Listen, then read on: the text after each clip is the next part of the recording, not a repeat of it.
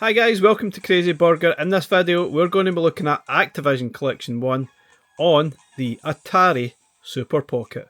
Let's get stuck into the video.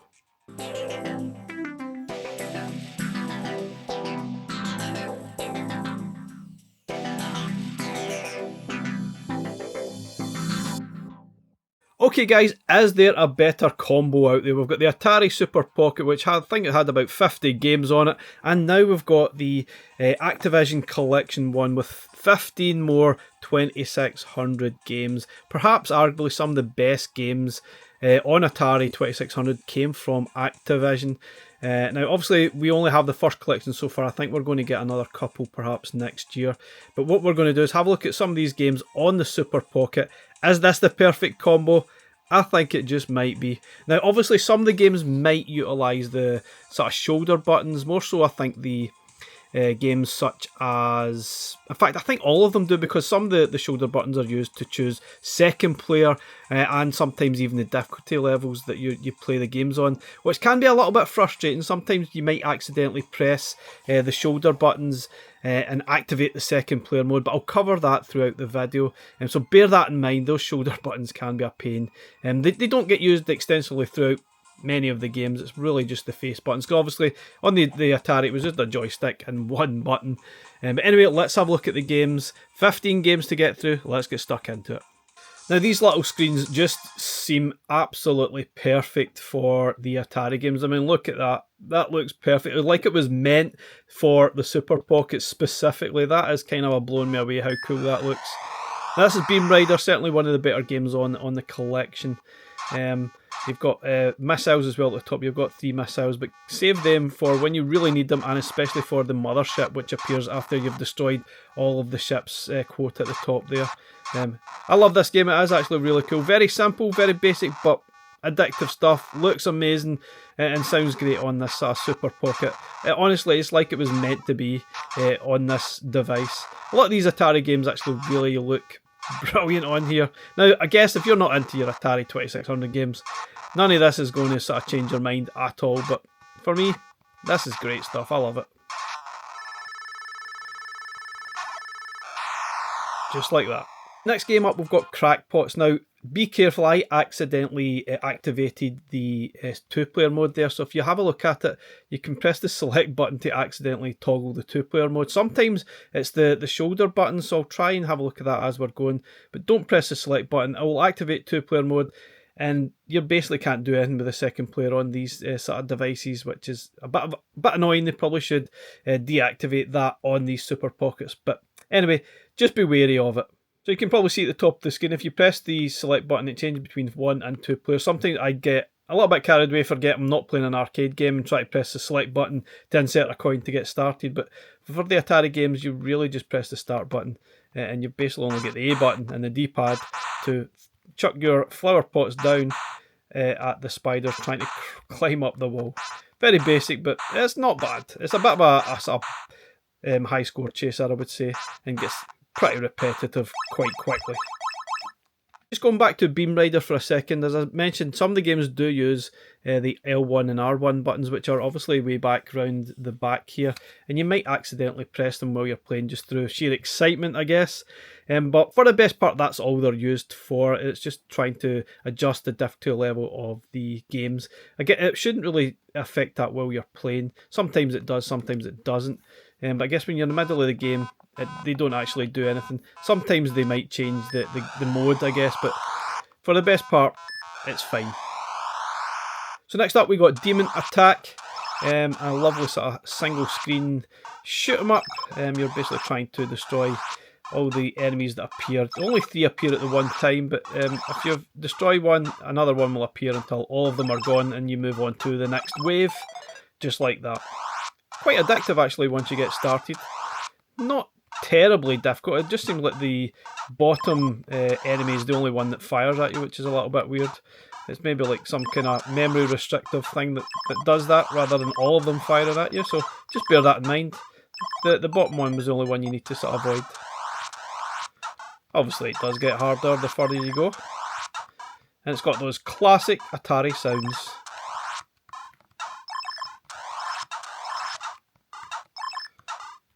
actually quite enjoy this game. It is really good. We got Enduro, which is a sort of racing game, and you're trying to get past all the quota of cars before it gets to sunrise. It might look quite basic, but it's actually surprisingly quite addictive to play through. Obviously, you've got A button to accelerate and B to brake. Very simple. Obviously, it's very tempting to try and go as fast as possible, but there's probably the faster you go, the sort of more likely you are to crash like that. But don't dismiss it. This game's surprisingly pretty good. I probably preferred it on the Alpha than on the Super Pocket, but it still works really fine using the D-pad here on the little Super Pocket, and still looks pretty good too. Now, Fishing Derby, Freeway, Grand Prix, I'm not really going to play. They are very basic style games. We'll probably give them one go and then you'll never really go back to them. They're extremely basic, and sadly, like, some of the games are better. Like Fishing Derby and Freeway are better as two-player games, which is completely impossible with the Super Pockets. Maybe one day we'll get a link cable and we can play games that way across two Super Pockets. Hopefully Blazer taking that on board and maybe trying to get that to work. Not sure if it's possible, but that would be good. If it was possible with Game Boys, don't see why it's not possible with two Super Pockets. Now this is, I can't remember the name of it now. Oh no, terrible. This is a good fun sort of shoot 'em up game. This was Mega Mania. Apologies, forgot the name. Won't forget the name of this game. This is the classic Pitfall, which I'm pretty sure most people that are into their Atari games will be totally familiar with this. Just double check the controls. None of the sort of shoulder buttons are used. So basically you got A to jump and the D-pad to sort of get running. A button to start your game. So pretty basic, and it looks fantastic on this screen. I'm not the greatest at this game at all. I definitely found running left was the way to go. Going sort of left to right is much more challenging. Probably not the best sounding game, but I guess most Atari 2600 games were the same. And yeah, sadly, I think my reflexes are not the greatest, perhaps. I'm going to blame the Super Pocket for that rather than me. Just need to take my time. Yeah, it's possible. Oh. Oh, don't do that. Or this. Now, another cool little game that I'd never actually played before on the original 2600 was Private Eye. Reminded me just a little bit like Keystone Capers, which hopefully we will see at some point on another Activision Collection. I'm pretty sure we will.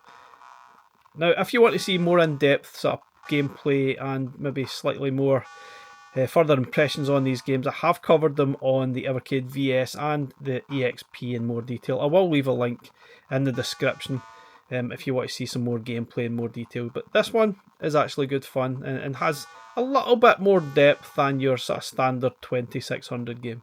In Private Eye, the L1 and R1 buttons are actually used, though I've never really used them myself in the game, so you might accidentally press these, which can happen when you're playing games on the Super Pocket. So L1 toggles the cruise control speed, and R1 toggles the jump mode. Never really used them at all, to be honest. I'm not really sure it's massively necessary, but they are there. Just be wary of them in case you accidentally trigger them while you're actually playing the games, because realistically when you're playing the games, your fingers do actually rest on here. So if you're getting kind of excited while playing games, like sometimes I do, I accidentally press these buttons, so just bear that in mind. Now, no doubt for me, this is the best game on the collection. This is River Raid, and this is a game I absolutely loved and played tons back in the day. On my 2600, loved it to bits, and yeah, I still play it now. And it plays great. It plays great in pretty much any of the systems that I've played this game on. Doesn't really matter if it's the EXP, the Alpha, or your Super Pockets or VS. It doesn't matter at all. Fantastic. I don't think the D-pad is on the Super Pocket is perfect for this game, to be honest. Doesn't quite feel the same as it would on the Alpha or the XP, but it's certainly still very playable.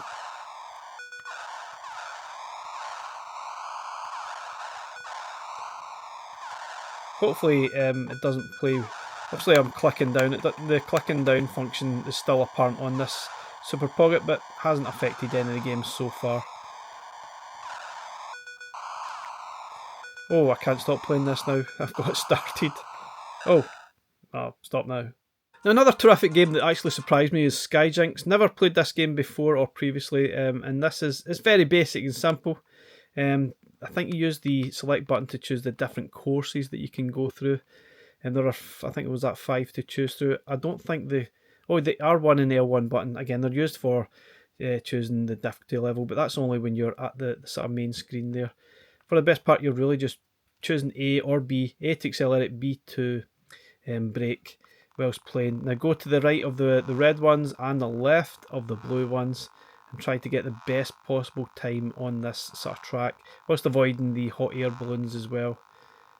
Quite addictive game. Yes, you can go faster by pressing the A button, but you're more likely going to crash. Maybe want to pepper it a little bit between the sort of pylons that you're flying through. I like this game. I actually think it's one of the better games on the collection. And sadly I've hit too many things, and this time is going to be horrendous. Yeah, don't follow me for gameplay hints. Great little game. I actually really enjoyed this one.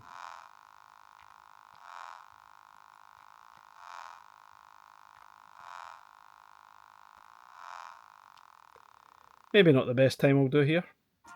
Space Shuttle, I am not going to touch. I will never ever do this game justice. Now, if you've got the sort of collection, obviously there is a guide in the manual to play through this game. Looking at the controls, they are very in depth. I don't think they use the L1 and R1 buttons. I can tell you're really just using the front face buttons here. But yeah, I never really got to gist with this game at all, even utilising the guide that's in the manual. I didn't really see the point. Maybe you will, maybe you will enjoy it. The game I did enjoy was Star Master. It gave me Solaris vibes, which I thoroughly enjoyed. Again, I don't think the L1 and R1 buttons are used. No, they're not. So you can enjoy this game for what it is. Use the B button to choose where you want to go in the universe and take out the enemies there. Again, one of these games that just looks like it was meant for this Super Pocket. Looks amazing. When I'm saying that looks amazing, I mean, obviously graphically they're dated, but I think just taking it for what it is, they do look amazing on this little screen. Oh, destroy that. Yes.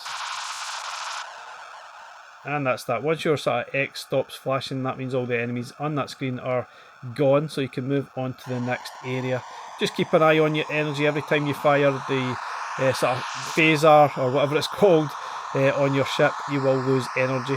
Remember to refuel at the different ships in the sort of map system that you see there.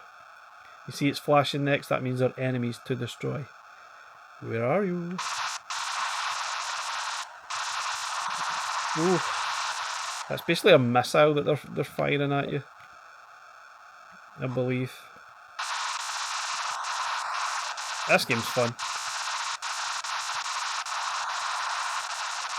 Pretty tricky though. Ooh, can't get to that guy. Oh, geez, that's not good. That was definitely not good. I lost a lot of energy there. A game which I probably would recommend. It's not the best. I mean, we don't really have an awful lot of tennis games on Evercade. I think the difficulty level can be sorted by toggling the L1 and R1 button as usual.